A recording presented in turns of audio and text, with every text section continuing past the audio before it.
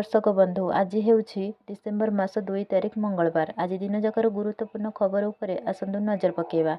Video को शेष पर्यंत देखंतु मात्र किछि समय मध्यरे संपूर्ण खबर जानि परिबे।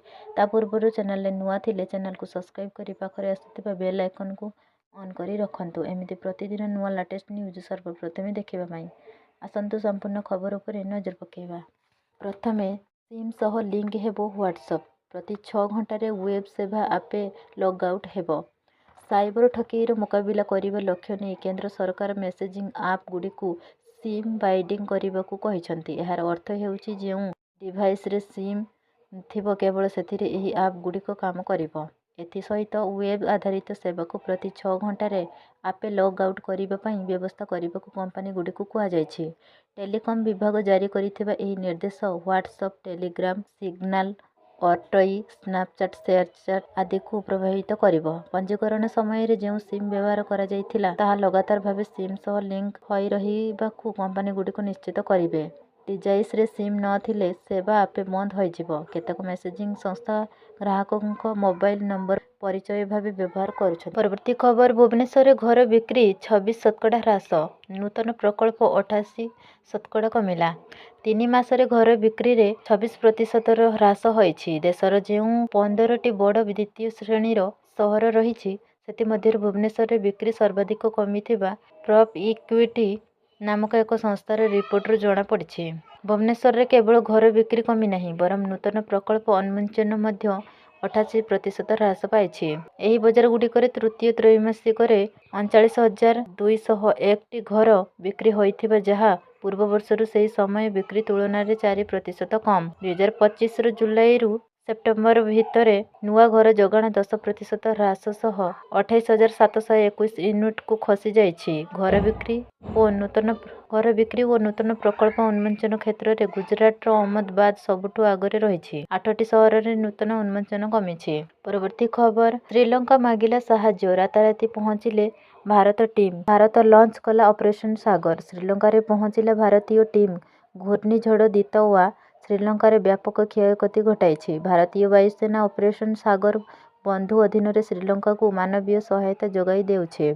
रिलीफ कार्य पई परिवहन विमान एवं हेलिकॉप्टर नियोजित। परवर्ती खबर सरकारक बड़ निष्पत्ति। एही सब जिल्ला रे खलिबो पॉक्सो कोर्ट। राज्य सरकार नाबालक पिलामानंकु यौन शोषणरू यौन शोषणरू सुरक्षा देबा पई protection of children for sexual offence act जरिया आउ 15टी स्वतंत्र अदालत खोलिबाकू निष्पत्ति नेइछन्ति। विधानसभा सदस्य चक्रमणि कंहरଙ୍କ एक प्रश्नर उत्तर आईन मंत्री पृथ्वीराज हरिचंदन कहिसंति जे आसंता आर्थिक वर्ष एही कोर्ट खोलिबा लागि राज्य सरकार उच्च स्तरीय कमिटी को एक प्रस्ताव देबे। बालेश्वर, भद्रक, कटक, ब्रह्मपुर, जाजपुर, केन्दुझर, भुवनेश्वर, बारिपदा, फुलवाणी, पुरी, संबलपुर, सुंदरगढ़, देवगढ़, मालकानगिरी और सोनपुर रे एही कोर्ट खोलिबो। परवर्ती खबर दिन पर बढ़िबो शीत। आसंता 4 दिन मध्यरे राज्यर सर्वनिम्न तापमात्रा रे बड़ परिवर्तन हेबो नाही। तेबे परवर्ती दिन गुड़िकर सर्वनिम्न तापमात्रा 2 ରୁ 3 डिग्री ह्रास पाइबा सह शीत बढ़िबो।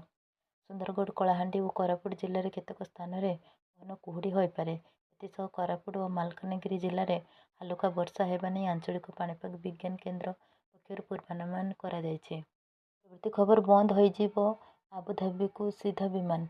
आबुधाबीरु भुवनेश्वर रे सीधा विमान बंद हेबार आशंका देखा जायछि। मुख्यमंत्री उद्यम पर जून 12 तारिखर 6 मास पई आरंभ होइतिबा विमान सेवा आगकू बढ़िबो कि नाही ताहा संदेह रे। एहाकू नै चिंता रे प्रवासी ओडिया। सीधा विमान द्वारा ओडिशा और गल्फ देश मध्य व्यवसाय और संस्कृतिर विनिमय हेबा सह कम दाम रे कम समय रे जीवा आसीबा होई पारुछि। एथिपई राज्य सरकार प्राइवेट ऑपरेटर इंडिगो को विमान चलाचल पई आर्थिक सहायता जोगाइछन्ति।